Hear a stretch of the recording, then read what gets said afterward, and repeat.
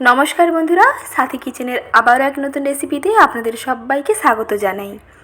আজকে দারুণ একটা স্ন্যাক্স আপনাদের সঙ্গে শেয়ার করব। আলু ও ময়দা দিয়ে বানিয়ে নিতে পারেন এই মুচমুচে স্ন্যাক্সগুলো। চায়ের সঙ্গে দারুণ লাগবে এবং একবার বানিয়ে মাঝখানে সংরক্ষণ করতে পারেন। তো আসুন রেসিপিটি দেখে নিন। প্রথমে ময়দাটা মেখে নেব। তার জন্য একটি পাত্রে প্রথমে নিয়ে নিচ্ছি 1 বাটি ময়দা, আর দিচ্ছি হাফ বাটি সেদ্ধ আলু, আর আলুটা আগে থেকে ম্যাশ করা ছিল। তারপরে দিয়ে দিলাম স্বাদ মতো লবণ, আর দিচ্ছি 1 চিমটে খাওয়ার সোডা, আর দিতে হবে 1 চামচ কালো জিরে, আর দিতে হবে 2 চামচ সাদা তেল। সব কিছু দিয়ে একসঙ্গে খুব ভালো করে মিশিয়ে নিতে হবে। এখানে আলুতে যেহেতু আগে থেকে লবণ মাখানো নেই, তাই লবণটা একটু বেশি দিতে হবে। একটু নোনতা নোনতা ধরনের নাস্তাটা হবে। এই স্ন্যাক্সগুলো খেতে একটু নোনতা হবে, তাই নুনের পরিমাণটা একটু বেশি থাকবে। এখন সব কিছুকে আলু দিয়ে ময়দাটা দিয়ে ভালো করে একসঙ্গে মিশিয়ে নিতে হবে। খুব ভালোভাবে মিশিয়ে নিয়েছি। এখন অল্প করে জল দিয়ে মেখে নিতে হবে। একটি টাইট ডো বানাতে হবে। এখানে ডো নরম হলে কিন্তু চলবে না, তাই একটু শক্ত করে ডোটা বানাতে হবে। দেখুন, একটু ঠেসে ঠেসে মেখে নিতে হবে। কিছুক্ষণ এইভাবে মাখতে মাখতেই দেখবেন মেখে নেওয়ার পরে খুব সুন্দর একটা সফট ডো হয়ে যাবে। আটার খামি একেবারে রেডি হয়ে গেছে। এখন একটি তেল মাখিয়ে রেখে দিচ্ছি। ওপর থেকে একটু তেল মাখিয়ে 10 মিনিটের জন্য স্ট্যান্ডিং টাইমে রেখে দিলে ডোটা আরও আগে থেকে সুন্দরভাবে সেট হয়ে যাবে। তার জন্য একটু তেল মাখিয়ে 10 মিনিটের জন্য রেখে দিচ্ছি। এইরকম তেল মাখিয়ে রাখার ফলে দেখবেন ডোটা খুব সফট হয়ে যাবে। হাতের মধ্যে আর চটচটে ভাবটা একটুও লাগবে না। এর থেকে দেখুন একটু বড় মাপের করে লেচিগুলো কেটে নিয়েছি। এখন শুকনো ময়দা ছড়িয়ে প্রথমে একটা রুটির মতন তৈরি করে নিতে হবে। এক এক করে সমস্ত রুটিগুলো আমি বানিয়ে নিচ্ছি। আর রুটিগুলো একটু বড় মাপের করেই বানাতে হবে। সাধারণত আমরা যেমন রুটি বানাই তার থেকে কিন্তু একটু বড় করে রুটিগুলো বানিয়ে নিয়েছি। এইভাবে দেখুন আমি 3 থেকে 4টি রুটি তৈরি করে নিয়েছি। এখন নাস্তাগুলো কেমন করে বানাবো একটু দেখতে থাকুন। প্রথমে চাকির উপরে একটি রুটি নিয়ে নিয়েছি। তারপরে 1 চামচ তেল ওপর থেকে দিয়ে তারপর তেলটা ভালোভাবে রুটির গায়ে মাখিয়ে নিচ্ছি। তারপরে ওপর থেকে ছড়িয়ে দিচ্ছি কিছুটা কর্নফ্লাওয়ার। কর্নফ্লাওয়ারের বদলে আপনারা ময়দাও কিন্তু অ্যাড করতে পারেন, তবে কর্নফ্লাওয়ারটা দিলে বেশি ক্রিস্পি হবে।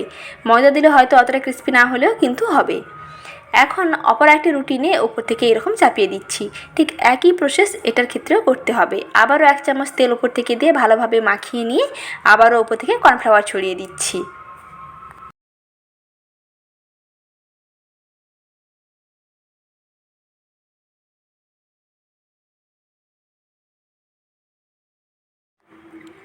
একটু ওপর থেকে এরকম চেপে দেবেন, তাহলে দেখবেন একটির গায়ে একটি খুব সুন্দরভাবে আটকে যাবে। তারপরে একটি সাইড থেকে এইরকম ভাঁজটা করে নিচ্ছি। আর ওপরে দেখুন কিছুটা কর্নফ্লাওয়ার আবারও ছড়িয়ে দিয়েছি। এই রকম কর্নফ্লাওয়ারটা ছড়িয়ে দিলে লেয়ারগুলো খুব সুন্দরভাবে বোঝা যাবে। একটির সঙ্গে আর একটি কিন্তু জড়ে যাবে না, তাই এই কর্নফ্লাওয়ারটা ছড়িয়ে দিতে হবে।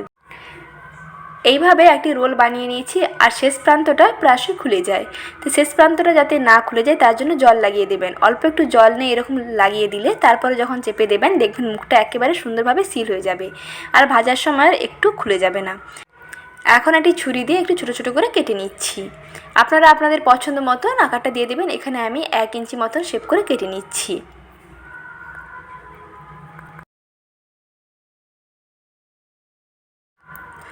এগুলো ছোটো ছোটো করে বানালে কিন্তু খুবই সুন্দর লাগে খেতে। চায়ের সঙ্গে সার্ভ করতে দেখতে পারেন, দারুণ লাগবে।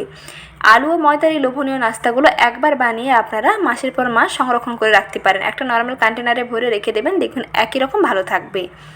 তারপরে দেখুন এইরকম একটু হাত দিয়ে চেপে দিতে হবে। লেচিগুলো নিয়ে এরকম একটু চেপে গোল করে দিচ্ছি। তারপরে একটি একটি লেচি নিয়ে আবারও লুচির মতন তৈরি করে নিতে হবে। খুব পাতলা করে বেলার দরকার নেই, মোটামুটি 1 থেকে 2 বার এরকম বেলনিটা দিয়ে ঘুরিয়ে দিলেই যেই রকম হয় সেই রকম করে ছোট ছোট করে বানাতে হবে। আর একটু পুরু থাকবে। দেখুন এইভাবে সমস্ত লুচিগুলো আমি বানিয়ে নিচ্ছি।